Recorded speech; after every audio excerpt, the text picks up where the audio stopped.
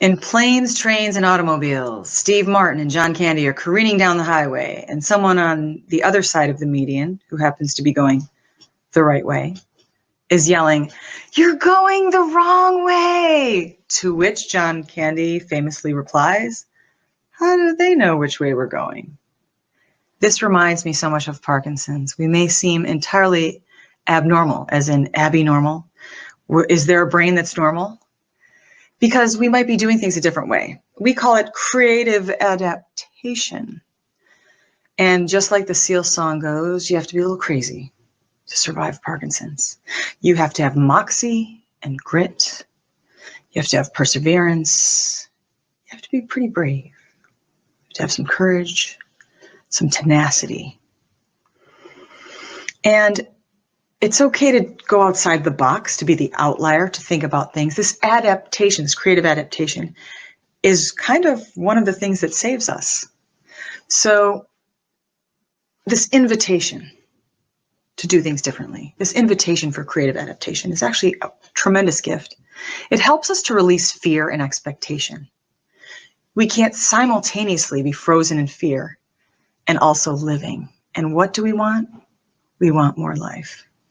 Our timeline feels finite. The tick-tock boom of watching our timeline get smaller in terms of our capacities and our capabilities. That's not for someone faint of heart, and it's also not easy to be around. So this, what I call a Cinderella effect, not the Cinderella effect, but I experience what's called a Cinderella effect. I know my medications only have about an hour or two to work. I better get everything done before midnight, or I'm going to turn into the proverbial pumpkin of the old man, like Tim Conway on the Carol Burnett show, and the slow fall down the stairs. Because I'm aware that this is happening in every given moment. I'm aware that change is the only certainty in life, that the uncertainty is where we can reside. That's where the power is. That's where the reality is. It is not easy to stay in your body when the intensity of pain gets great. With chronic pain, this debilitating condition, which is degenerative and progressive, we suffer. And suffering, like depression, likes to make you feel as if you're alone. Everyone suffers, as we know. We are most certainly not alone. Just as sure as we can feel each other's suffering, we experience mudita. Like the people on the train, one starts laughing and pretty soon everyone's laughing and nobody really knows why they're laughing. That's the sympathetic joy factor.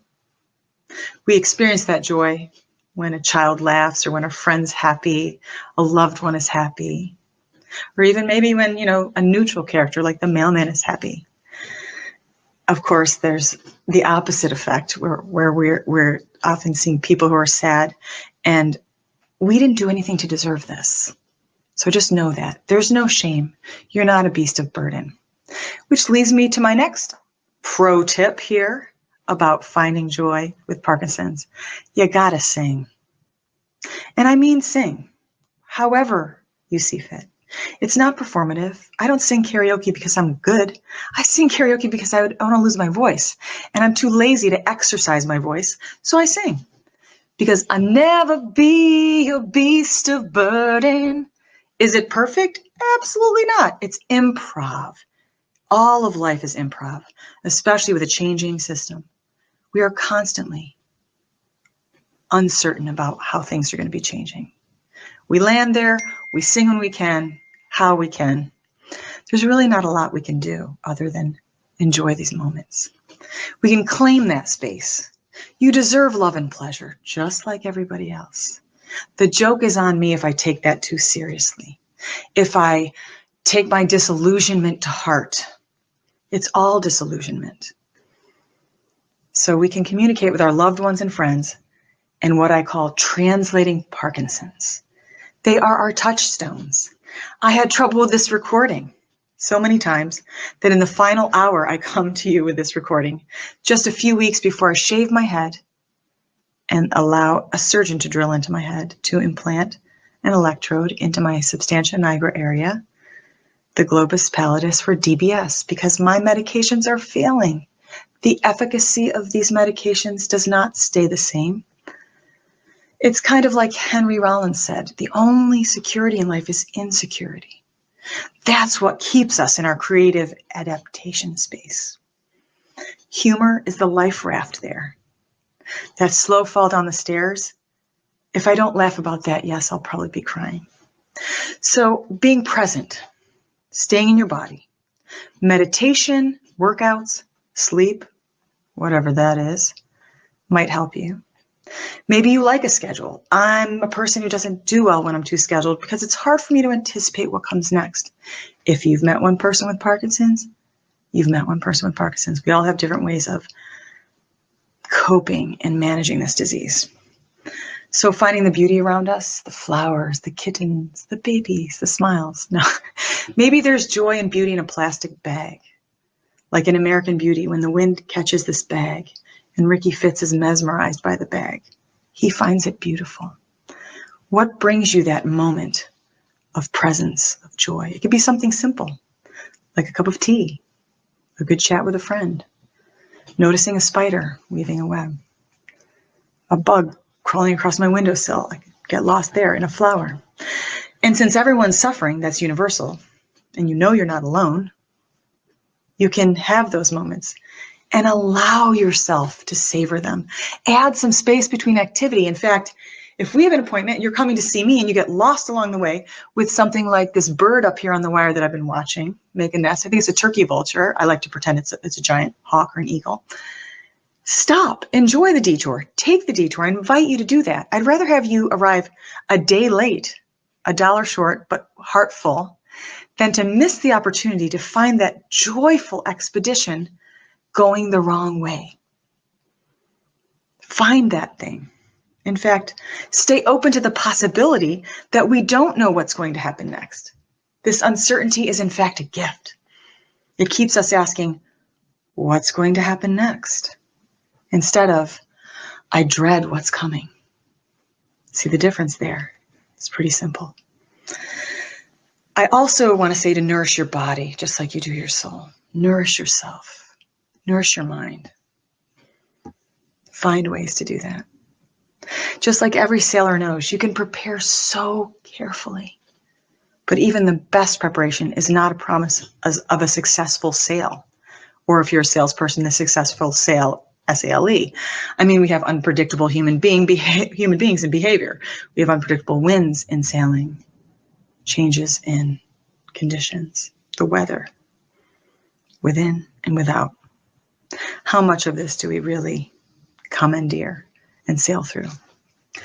So as I pave the way for my own compassion and start to love myself and really enjoy my own company, I can extend that to others. That's how I do it. I can feed my soul with creativity. So I'm hunting dopamine with discernment. I invite you to do the same. I invite you to get lost, because it's not as simple as getting lost will be found, or in suffering there is great awareness. It's not that simple. It's more like being open to the idea and all the opportunities and all the things that we may not even know yet. In every moment, life is unfolding in ways we can't possibly predict with certainty. We are not in charge. Isn't that great? There's something really liberating about this Parkinson's disease. As awful and painful and tragic as it can be, as merciless as Parkinson's can be. I've met some of my best friends after diagnosis through the WPC. Who else is going to want to hang out with me? So thank you to the World Parkinson's Congress and Coalition. The ambassadors of the WPC, thank you for joining us in this digital arena today where we're staring into screens instead of enjoying the collaboration directly. I'm missing the mirror neurons. I cannot wait for Barcelona. In about a year, we have an opportunity to go to Barcelona together. We can really enjoy ourselves there because we'll be in person. Even masked will be better than whatever this is now that we have. We can still stay connected though, and that leads me to my final part. Connection, collaboration, and communication, so important. So translating Parkinson's to your loved ones, understanding it yourself, getting your own PhD in Parkinson's, and just really hunting joy and pleasure. It's your birthright. You deserve to have a good life, a rich life. No matter what the capability level is, there's always a way. From wiggling your toe to dancing like a robot or a maniac. It's on. It's now. Thank you for coming, and I look forward to seeing you in 2021 with the Barcelona World Parkinson's Congress.